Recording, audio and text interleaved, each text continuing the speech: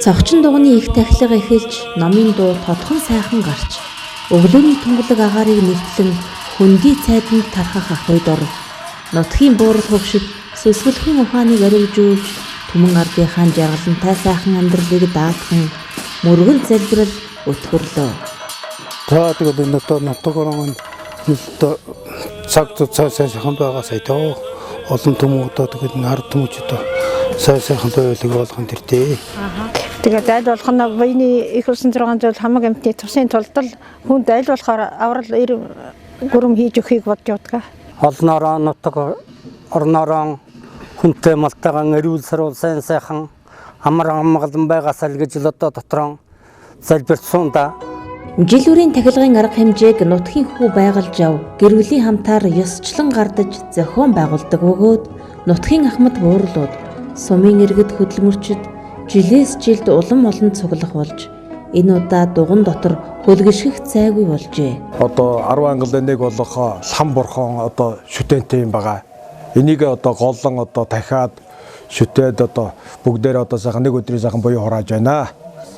Тэглэр одоо та бүгд энэ одоо шүтэнд залбирахтаа бол одоо тухайн одоо орон нутгийн одоо шүтэн болж одоо энэ сүм хийдээс барахгүйгээр мөн одоо орон нутгаа одоо харж хамгаалах одоо барцаж саадгүй байх одоо ажил зүс бүдэмжтэй байх бүхий одоо муу хаймыг одоо хамгаалж мөн одоо ган гачиг зуд турхангүй байх энэ талаас нь одоо энэ шүтэн одоо харж байдаг учраас бүгдээрээ одоо өнөөдөр ингэж одоо сайхан цуглаж одоо энэнд сүжгэлснээр л одоо бүх юм одоо цаашдаа сайхан болно гэж одоо бодож залбирч суухнаа.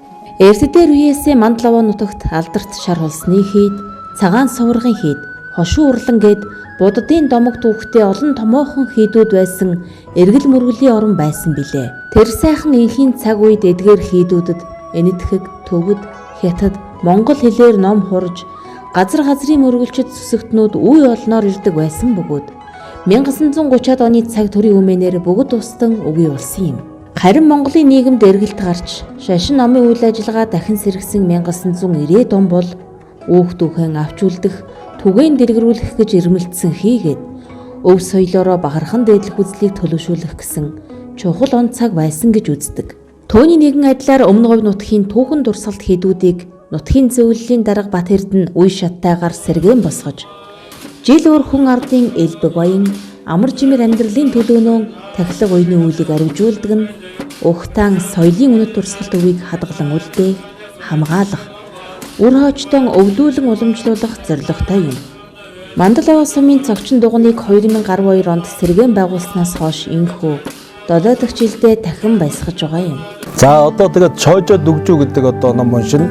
Чойжоо дүгжүү гэдэг нь бол бас л одоо 10 ангилын одоо чойжоо бурхны үднээс одоо 64 төрлийн одоо ад донг арилгах мөн одоо өвчин зовлон барцал саадгүй байх эрүүлэнх байх энэ тухайд нь одоо унших учраас бүгдээрээ одоо сайхан сүжиглээд тэр номонд одоо залбираад сууж байгаа юм шүү.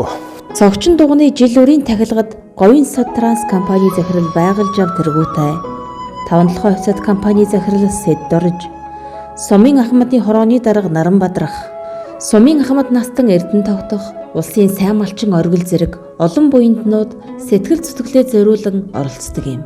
Анх байгуулагдсан цагаас хойш л одоо сүү цагаан үедээ тэгэл буйны үйл ажиллагаанд оролцсон одоо Мандлаваа сумын одоо шашны холбоотой болсон тэр холбоонд одоо гишүүнээр ирэлцсэн. Тэгээд энэ жил одоо Лусын бурхан одоо тахилаа түүн танд юуган өргөлөө ирж гар буй оролцлоо. Цогчин дуганы тахилгад зориулж Монгол улсын соёлын тэргүүний ажилтан дуучин Батболд хүрэлцэн ирж Мандлаваа сумын харьяат яруу найрагч цагдаагийн дэд хурандаа дэлгэр цогтын шүлэг Мандлаваа дуу гөргөн барьсан бөгөөд тахилгад оролцож буй сүсэгтэн иргэд Мандлаваа нутгийнхаа сүл дууны анхны сонсогчд болсон билээ.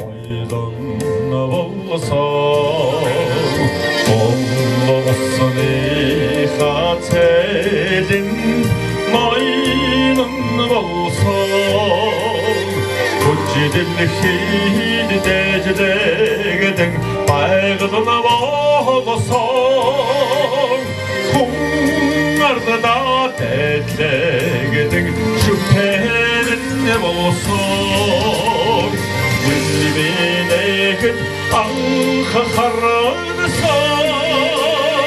Бэнтин аваа Бэнтин утгэн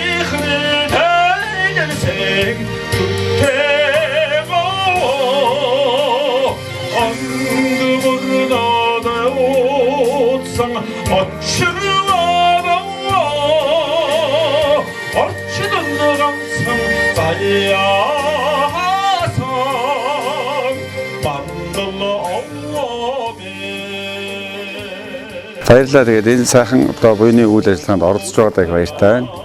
Тэгээд одоо бас энэ нутгийн сүлддөө Мандлавыг сайхан дуу бас дуулсан байгаа. Засаг дарга бол намайг аялын тоглолтоор явж байхад энэ сум тоглоход самд болгоо. Тэгээд би бас тэр одоо ойн түүхийн номноос та энэ сүлгүүдээс одоо харж байгаа та таалагдсан сүлгэндээ одоо манай сумын нэг дуу хийж дуулж өгөөч гэдэг.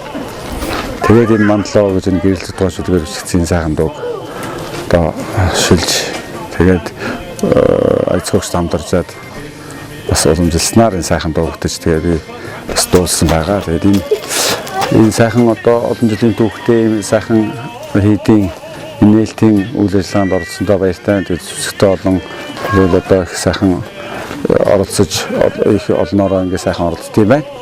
Тэгээд энэ төрөлцсөн ирсэн бүх сүсгтээ олон баярлалаа гэхсээр аз жаргалыг хүсье. Өөрсөн одоо энэ бүх хүмүүстээ бас их баярлалаа гэж хэлье.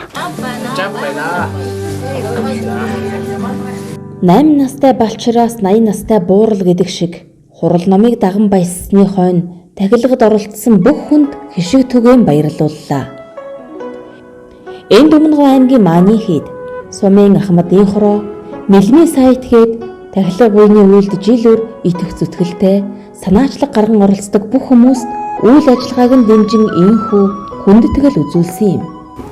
Жав одоо олон нам нартай ирж байгаа гэж өцөгдөр дуулдаж байсан. Өнөөдөр сайхан нам хурж олон ард түмэн цуглаж даган баясаж их сайхан байна. Янз сайхан болж байна, даган баяж байна. Би номонтой хүч оруулж авч байна. Их сайхан болж байна гэж би дотор багтан дүрэн бодож байна. Ард түмэн их олон хүн цуглаж даган баясаж их гоё таашаалтай байгаа ултаа ард түмний нүүрсрээ өнгөлөг өөдрөг байна. Нутаг оронд маань ийм сайхан хийд дуган барьж яцарч өгсөн одоо Хашинан Бат Эрдэнэ болон одоо нутгийнхаа угуул хөө одоо байгуулж явтаа одоо баярал талархсан нутгийнхаа ард түмний олны өмнөөс одоо баярлалаа талархснаа илэрхийлье.